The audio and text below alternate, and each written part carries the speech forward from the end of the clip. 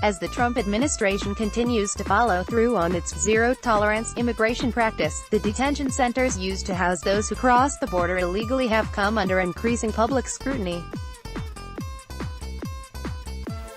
Some politicians have likened the centers to prisons, and videos showing children locked in cages have gone viral on social media.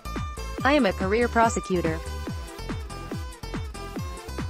I have visited many prisons and jails.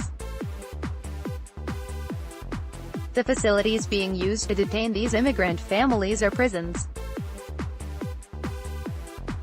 pic.twitter.com/tictex3, Kamala Harris, at Kamala Harris, June 26, 2018. A Department of Homeland Security (DHS) report released this week came to the conclusion that inspections of these facilities do not ensure adequate oversight or systemic improvements in detention conditions, with some deficiencies remaining unaddressed for years. The detention centers are monitored and run by the Immigration and Customs Enforcement (ICE) agency.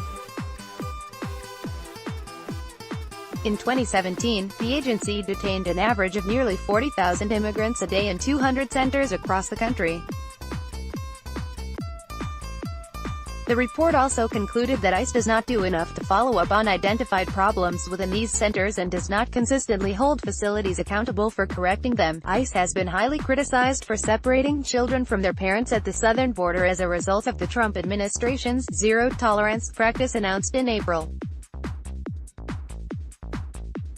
On Thursday, dozens of protesters were reportedly arrested for holding a sit-in in the Senate building, many of them calling for the total abolishment of the agency. 630 women in foil blankets are being arrested in Hart Office building now as they chant, "Abolish ICE," and demand an end to family detention.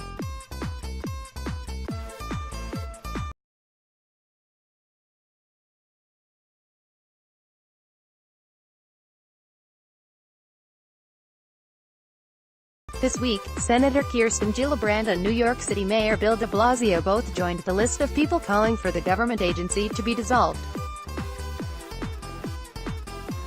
Last week, 19 ICE agents wrote a letter to Homeland Security head Kirstjen Nielsen calling on their own agency to be disbanded. DHS made 5 recommendations that would help ICE run these centers more smoothly.